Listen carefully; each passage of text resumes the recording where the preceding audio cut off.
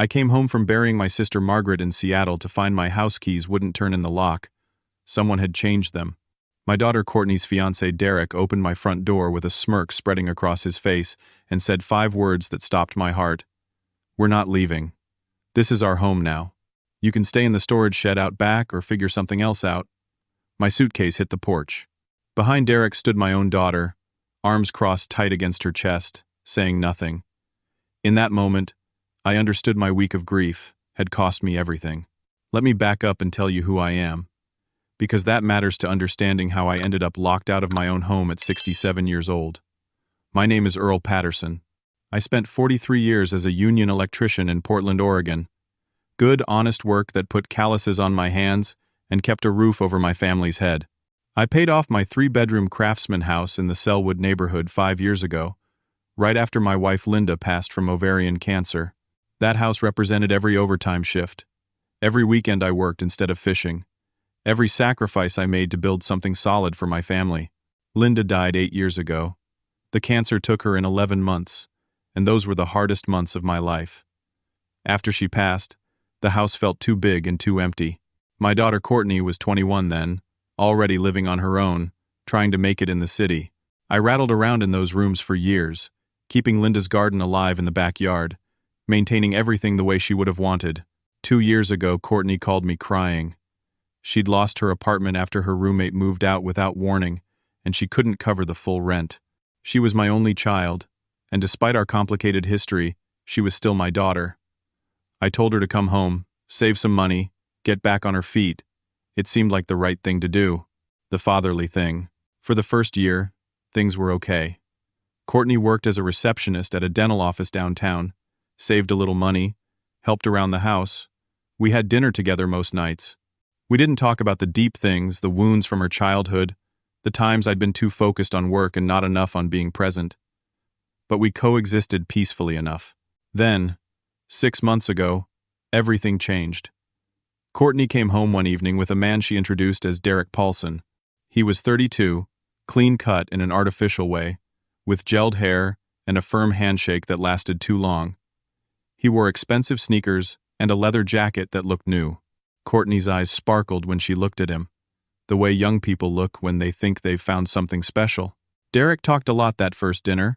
He went on about cryptocurrency investments, real estate opportunities, some business venture that was going to make him rich. He used words like disruption and passive income streams and financial freedom. I'd been around long enough to recognize smoke when I saw it, but Courtney was captivated. She hung on his every word. 3 months ago, Derek moved in. He didn't ask. He simply started staying over more and more nights, until his clothes were in Courtney's closet and his toiletries crowded my bathroom counter. When I finally said something, Courtney begged me to let him stay temporarily, just until his big deal closed, just until he got his investment returns, just until. I gave in because Courtney said she loved him, because she said he had nowhere else to go, because I'm a father who never learned how to say no to his daughter's tears.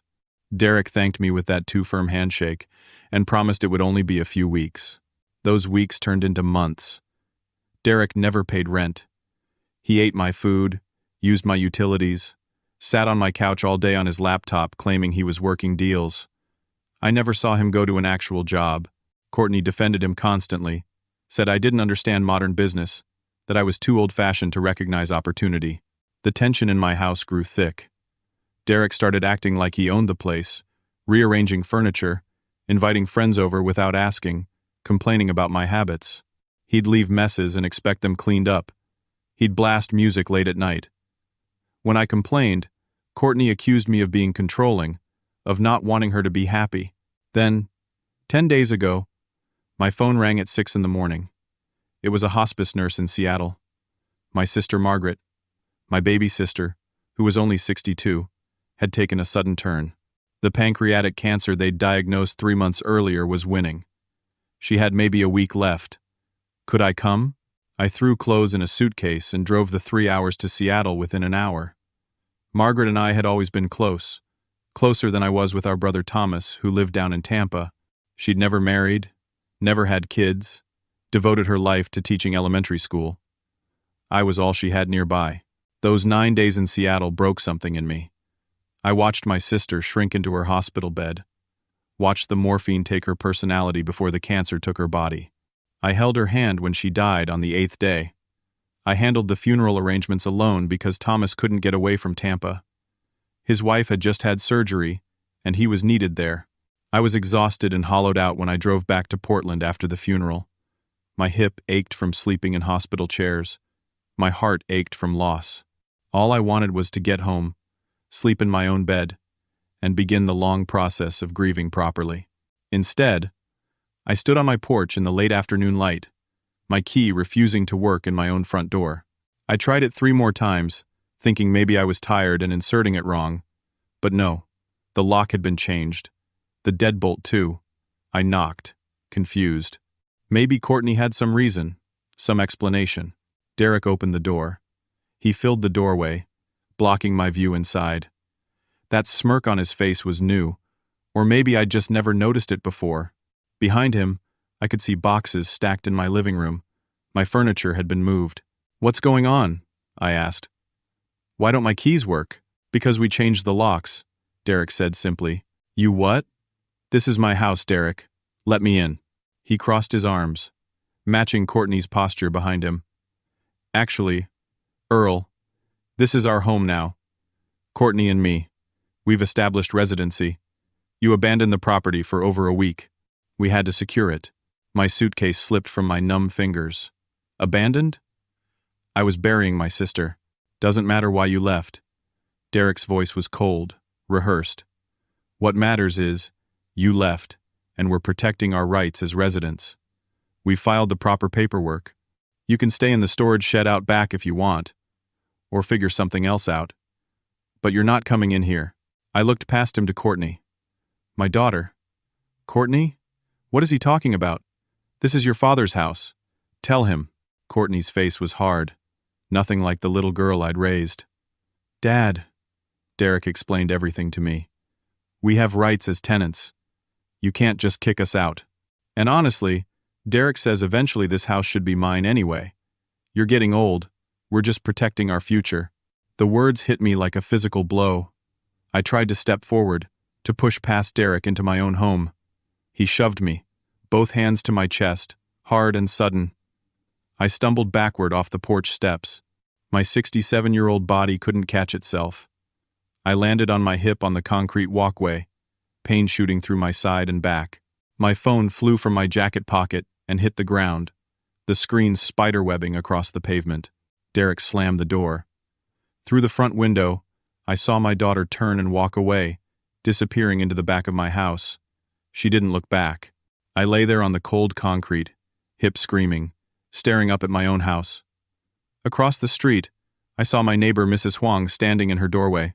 She'd seen everything. Our eyes met. She looked sympathetic, even started to step forward. Then she seemed to think better of it, stepped back inside her house, and closed her door. Nobody wanted to get involved. I pulled myself up slowly, testing my hip. It hurt badly but didn't seem broken. My phone screen was destroyed but it still turned on. I gathered my suitcase and limped down my own driveway, a stranger in my own neighborhood, with nowhere to go. I limped 3 blocks to the 7-Eleven on Tacoma Street, each step sending fresh pain through my hip. Inside the fluorescent brightness, I bought the cheapest phone charger they had and sat on the curb outside, plugging my broken phone into an outlet by the ice machine. My hands shook as I waited for it to charge enough to make calls. The first call I made was to the police non-emergency line. A dispatcher listened to my story and said she'd send officers to check it out. I gave her my address, the address I'd lived at for 23 years, and felt humiliated having to prove I lived there. I waited an hour and 40 minutes outside that 7-Eleven before I limped back to my house. 2 police cruisers were parked in front. Officers Bradley and Torres, according to their name tags, stood on my porch talking to Derek through the screen door. I hurried up as fast as my injured hip allowed. "Officers, thank God. I'm Earl Patterson. This is my house. I own it." Officer Bradley, a tired-looking man in his 40s, turned to me. "Mr. Patterson? We've been speaking with Mr. Paulson here. He says you're his landlord and you're trying to evict him and your daughter without proper notice." "Landlord?" "No, I'm not his landlord. He's been staying here without paying rent. They're squatting. They changed my locks while I was in Seattle burying my sister. Derek opened the screen door slightly, holding up papers. Officers, I have documentation here showing we've established legal residency. We've lived here for 6 months. Earl here is trying to illegally evict us without following proper procedures. That's against Oregon tenant law. Officer Torres, younger and more sympathetic looking, glanced at the papers. Mr. Patterson, do you have proof this is your house? Of course. I pulled out my wallet, showed them my driver's license with this address. I've lived here over 20 years. I own it outright. The deed is in my name.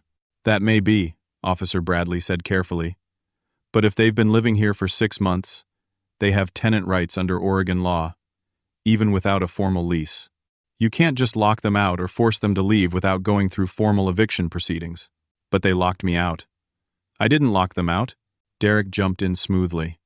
We changed the locks for security after Earl left suddenly without telling us where he was going or when he'd be back. We were concerned about the property. I told Courtney I was going to Seattle for a family emergency. That's not how my fiancé remembers it, Derek said. I felt reality tilting. This is insane. Can I at least get my things? My medications are in there. My blood pressure pills, my cholesterol medication. My wallet with my credit cards is in my bedroom dresser. Derek shook his head. I'm sorry, but I can't let you in to potentially remove property that belongs to the household. Those medications might be for anyone. You could be lying about what's inside. Officer Torres looked uncomfortable. Mr. Paulson, if his medications are in there, how do I know they're his medications? Derek interrupted. How do I know he's not trying to rob us? He seems pretty upset. I don't feel safe letting him in. Officer Bradley sighed. Mr. Patterson, I'm sorry, but this is a civil matter, not a criminal one. We can't force entry into the home without a warrant, and we can't get a warrant for a landlord-tenant dispute. You'll need to file for formal eviction through the courts. How long does that take? In Oregon, usually 60 to 90 days, sometimes longer if they contest it. 60 to 90 days? My voice cracked. Where am I supposed to sleep? I just buried my sister. I'm injured. This is my house. I understand your frustration, Officer Torres said gently. But our hands are tied. This has to go through civil court. They left. Derek smiled at me through the screen door and closed the inner door. I stood in my own driveway, locked out of my own life. I spent that night at the Motel 6 on McLaughlin Boulevard using my emergency credit card. The room smelled like cigarettes and cleaning chemicals. I lay on the scratchy bedspread, my hip throbbing, and stared at the water-stained ceiling. Everything I owned was in that house. My photo albums of Linda, my tools from 43 years of work, my documents, my clothes, my memories. I called my brother Thomas in Tampa. He answered on the 5th ring, sounding stressed. I explained everything. He was sympathetic, said all the right things, but then told me his wife's recovery from surgery wasn't going well. They were dealing with complications. He couldn't help financially, couldn't come to Portland. I told him I understood, and I did. But I'd never felt more alone. The next morning I went to my bank, thinking I could at least withdraw some money to hire a lawyer. I'd been careful over the years, saved where I could. I had about $9,000 in checking and $31,000 in savings. It wasn't much, but it was my safety net. The teller, a young woman named Jessica, pulled up my accounts, and her face went pale. Mr. Patterson, your checking account shows a balance of $47. Your savings account shows $63. The floor seemed to drop away. That's impossible. Check again. She did. Then called over the manager, a man named Phil Rodriguez who I'd known for years. Phil looked at the records, his expression grave. Earl, I'm sorry. Your checking account had a large ATM withdrawal 2 days ago. $9,400, taken out over multiple transactions at our branch on Hawthorne. Your savings account had a withdrawal at the counter the same day. $31,000. Who made the withdrawals? Phil pulled up the security footage from 2 days ago. There on the grainy screen was Courtney, my daughter, at the ATM, then inside at the teller window. The timestamp showed this happened while I was in Seattle, sitting at Margaret's bedside. She had your debit card, Phil said quietly. She knew your PIN. The teller verified her ID, saw she was your daughter, and she had a withdrawal slip. The signature looked close enough. She forged my signature.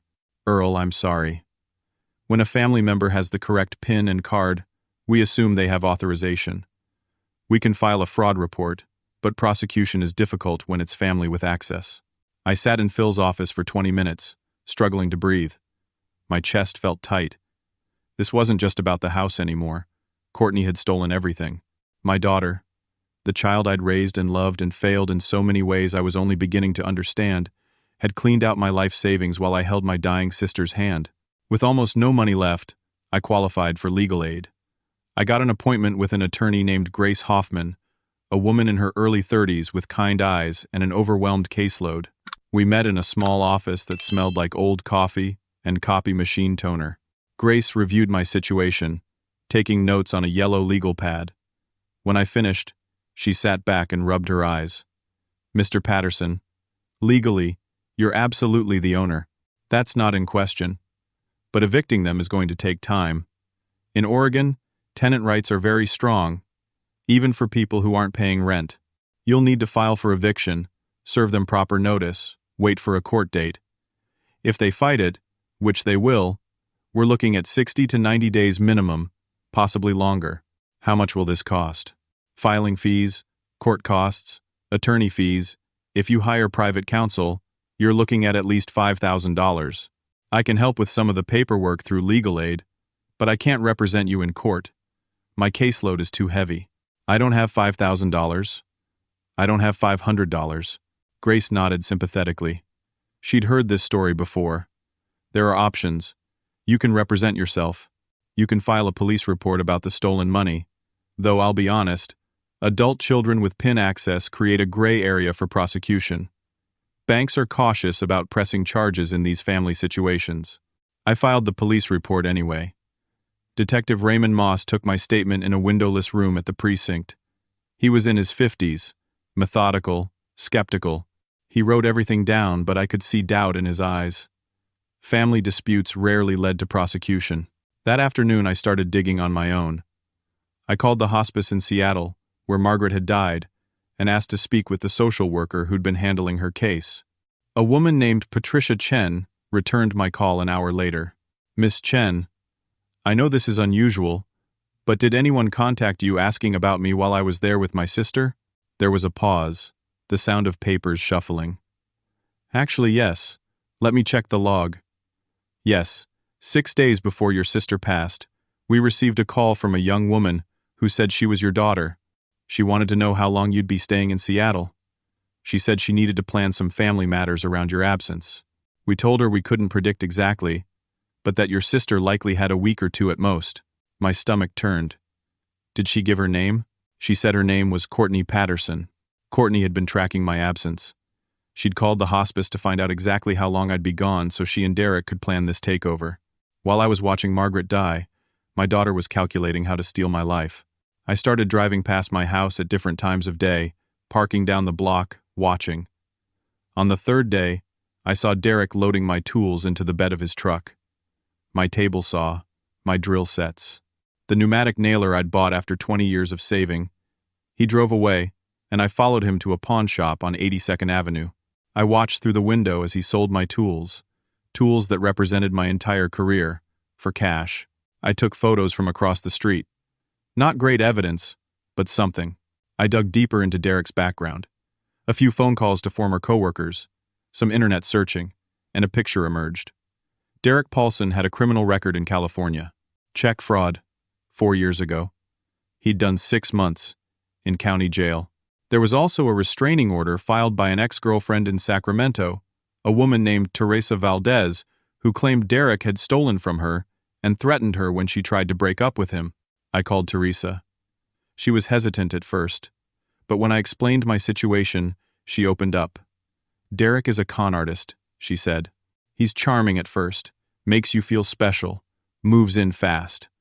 Then he isolates you from family and friends. He took $12,000 from me, convinced me to put it in some fake investment.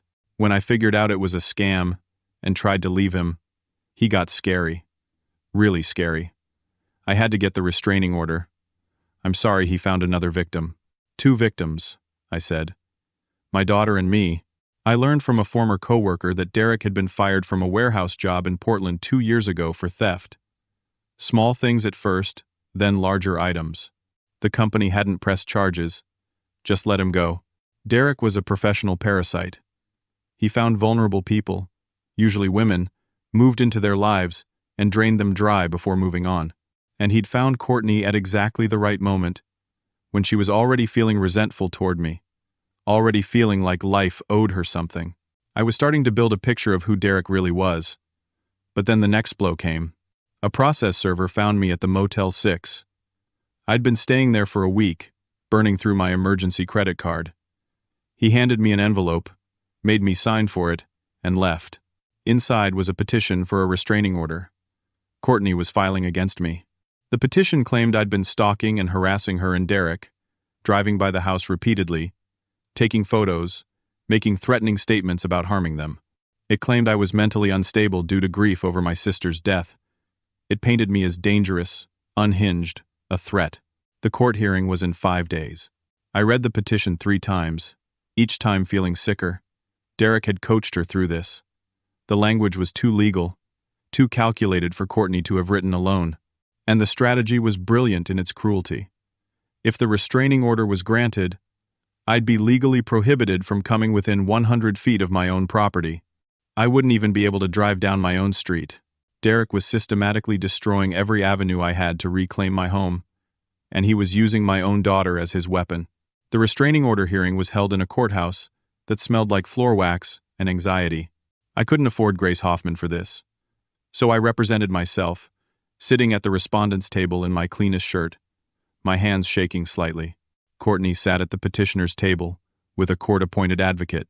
Derek wasn't allowed in the courtroom since he wasn't a party to the order, but I knew he was outside in the hallway, coaching her during breaks.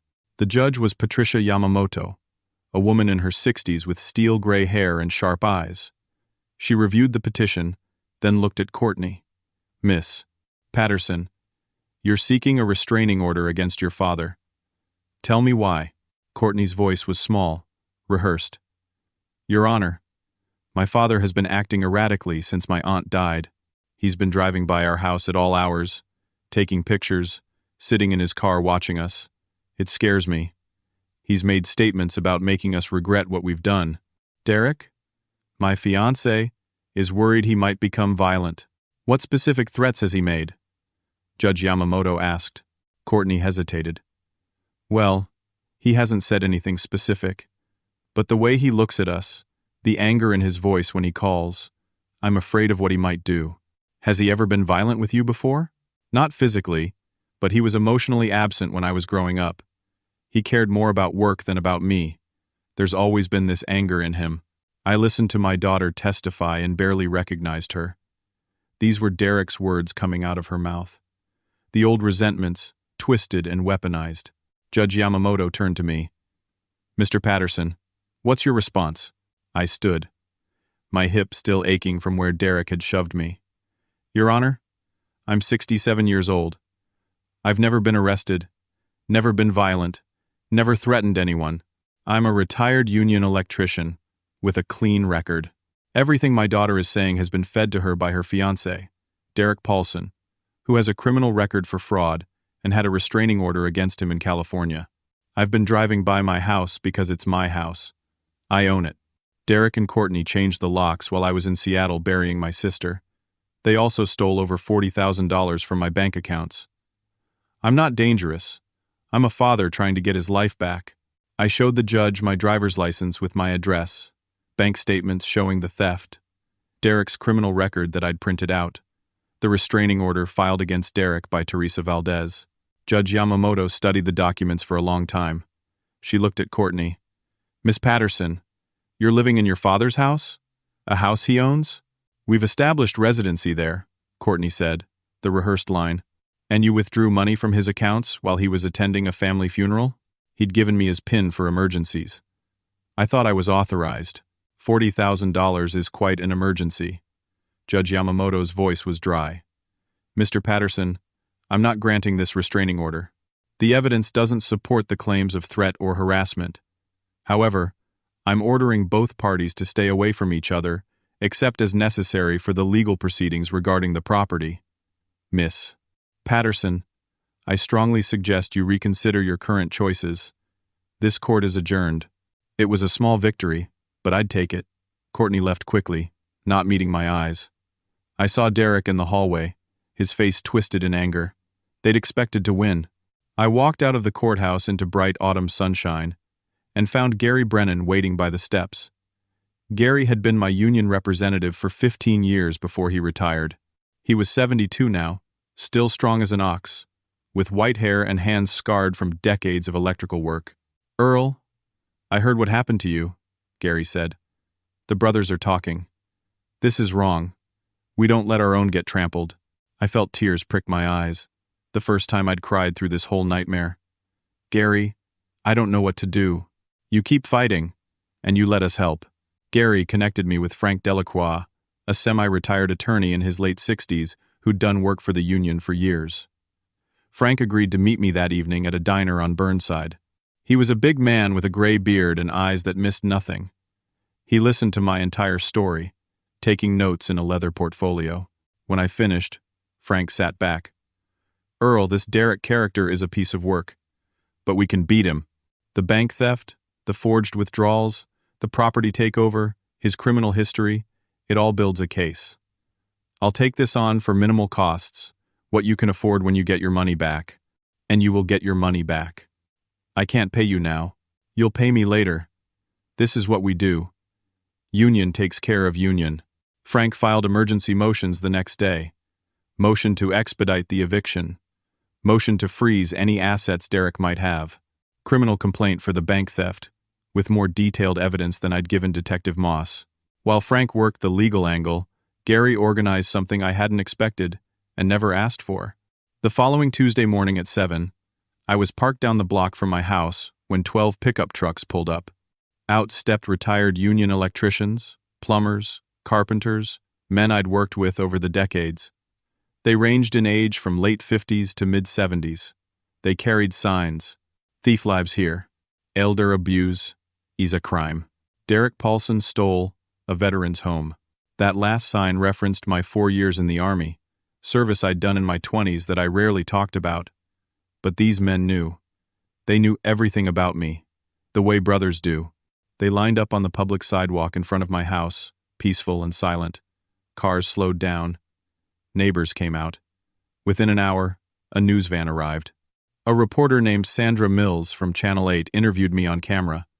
I told my story. She interviewed some of the union men. Gary gave a short speech about how communities need to protect their vulnerable members. The story aired that night on the local news. By morning, it had been picked up by other stations, shared on social media. Daughter and boyfriend steal elderly veteran's home while he buries sister, read one headline. Derek and Courtney were trapped inside, humiliated, exposed. The neighborhood knew. The city knew. But Derek wasn't done.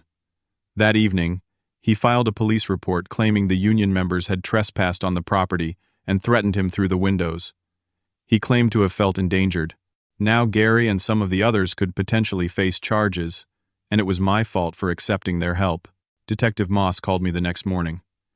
Mr. Patterson, the trespassing complaint Derek filed won't go anywhere.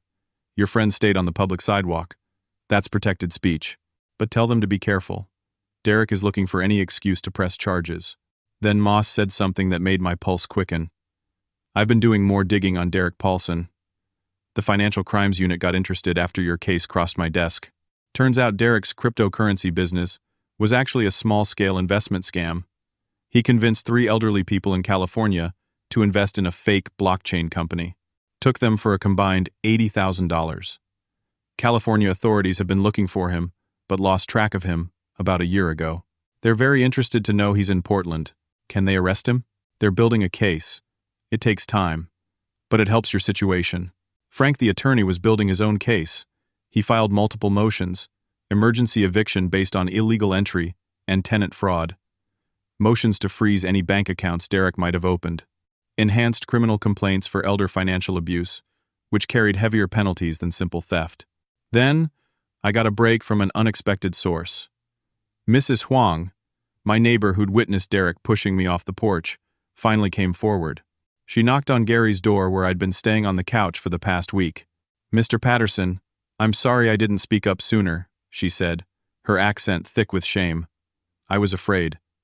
"But what they're doing is wrong. I have video from my Ring doorbell. It shows everything." The footage was clear.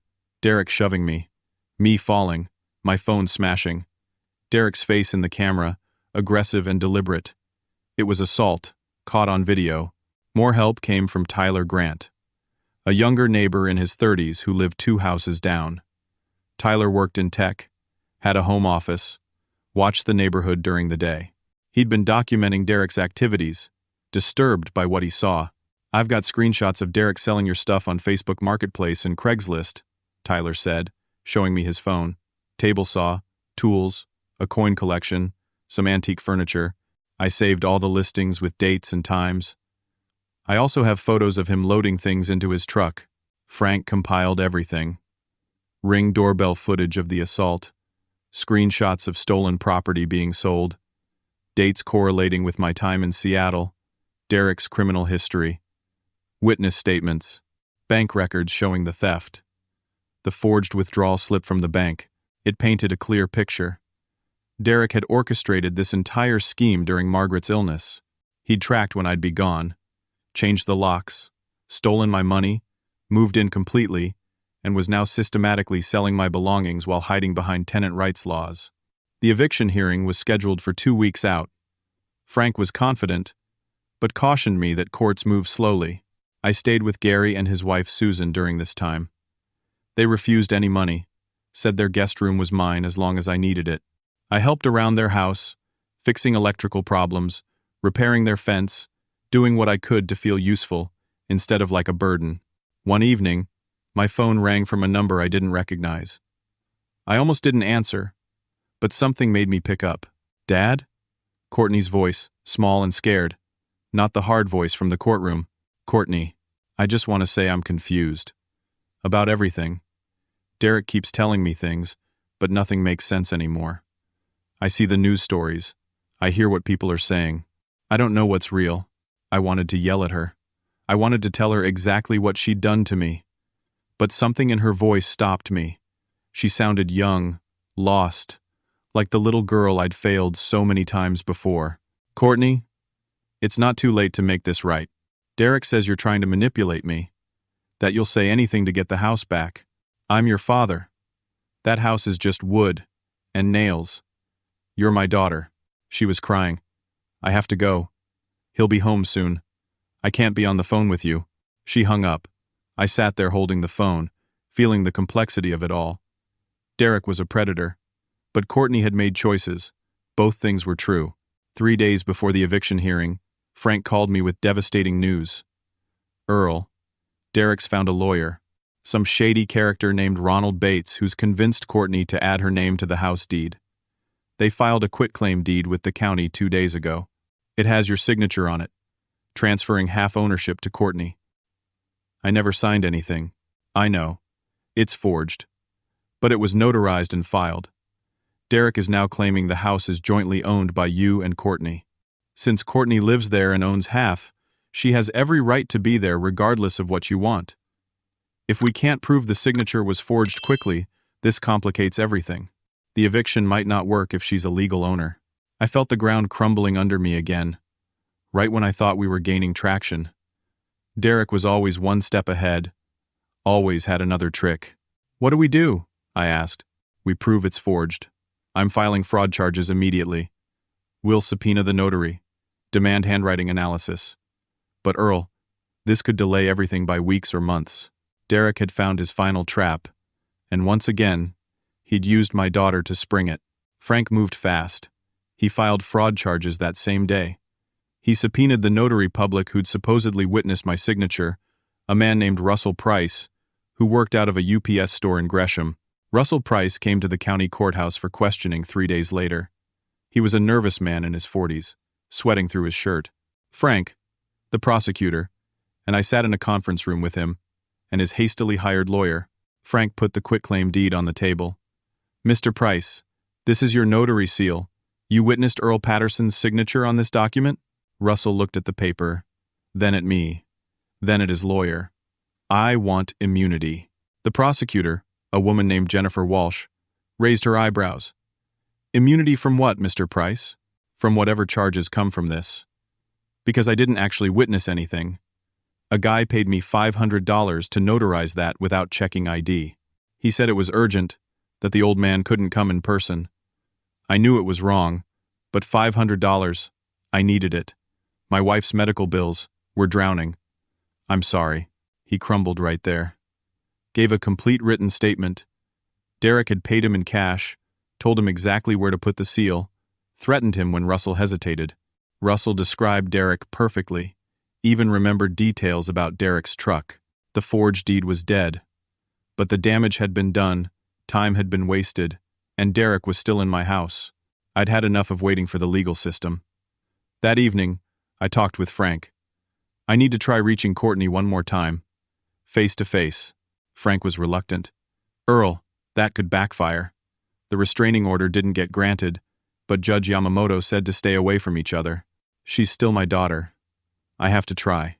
The next day, I went to the dental office where Courtney worked. I waited across the street, watching the entrance. At noon, Courtney came out for her lunch break, alone. I crossed the street and called her name. She froze when she saw me. Looked like she might run. "Dad, I can't talk to you," Derek said. "Courtney, please." "5 minutes. There's a coffee shop right there. Let me show you something."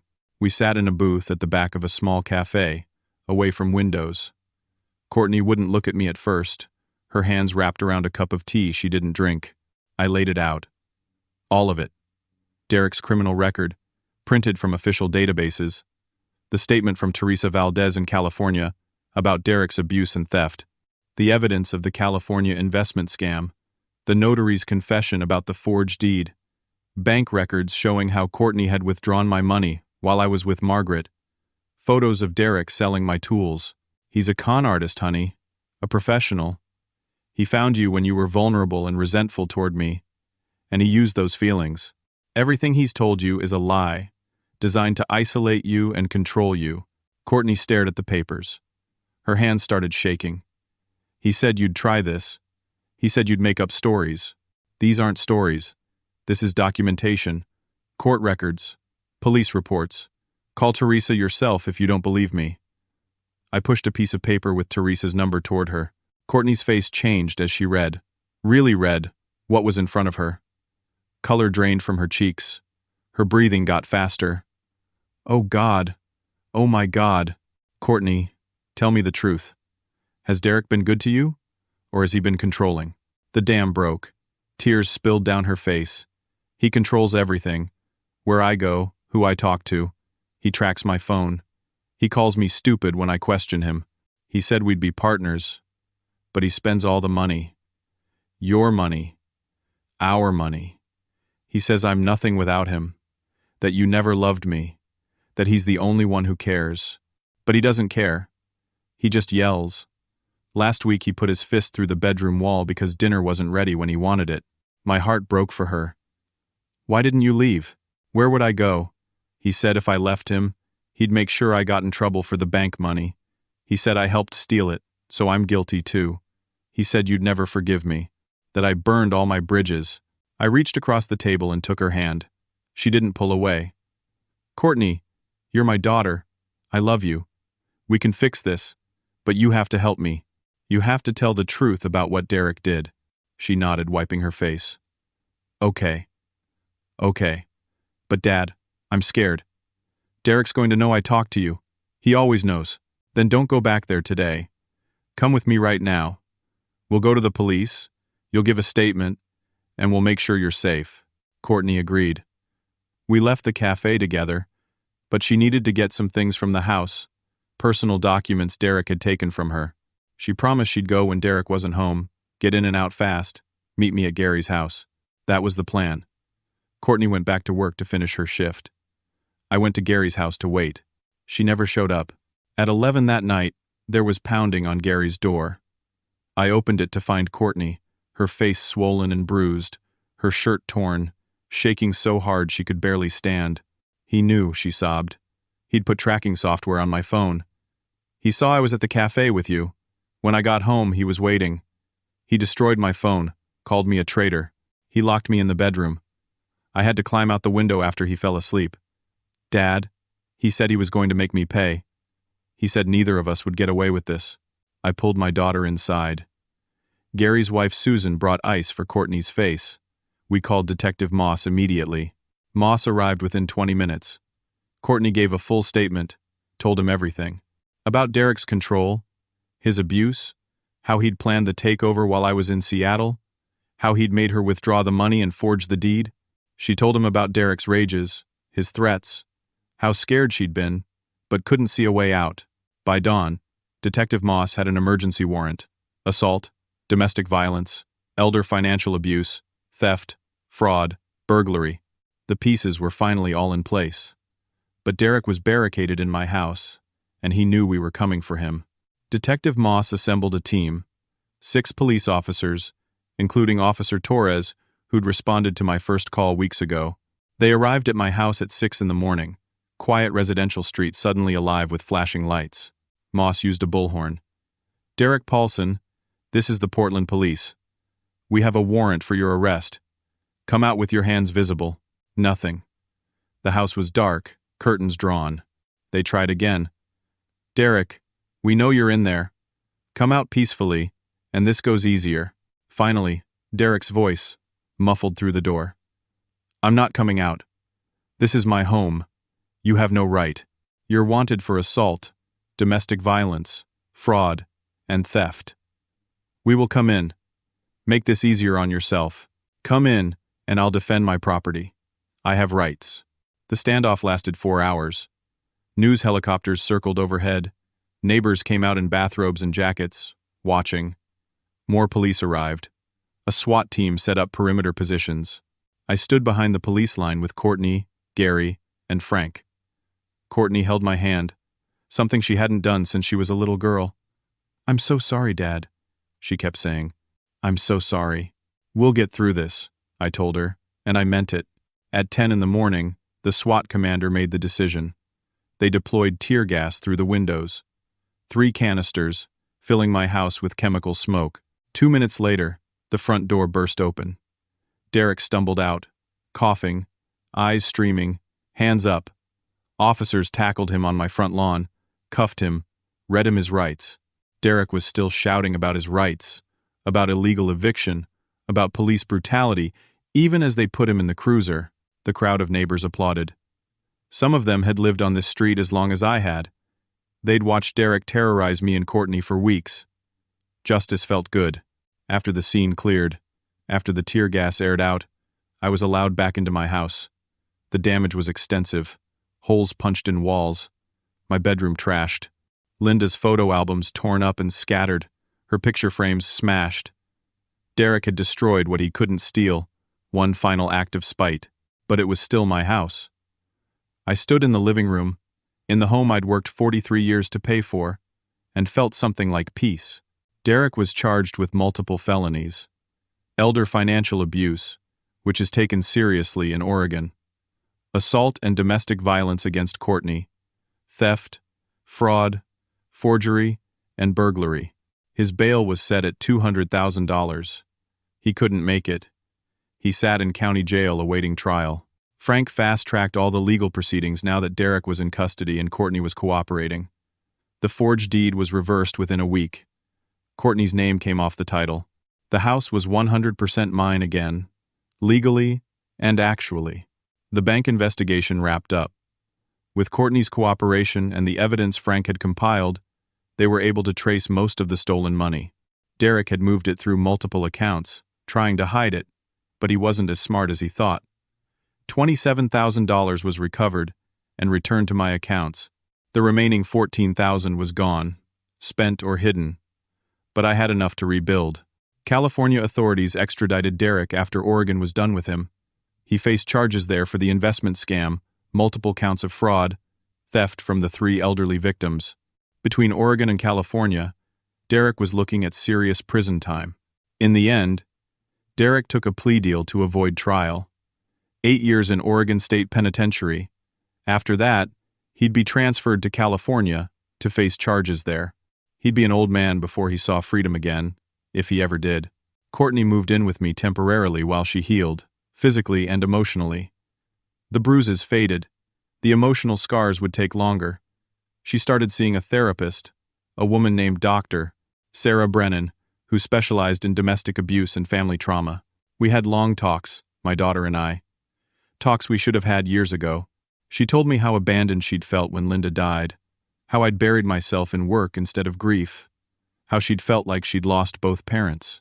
I told her about my own pain, my own failures, how I'd never learned to express emotion the way I should have, how I'd thought providing and protecting meant the same thing as loving, but they weren't the same at all. "I'm sorry I wasn't the father you needed," I said one night over dinner in our kitchen. "I'm sorry I let someone use my anger against you," she replied. We were both broken people learning how to heal.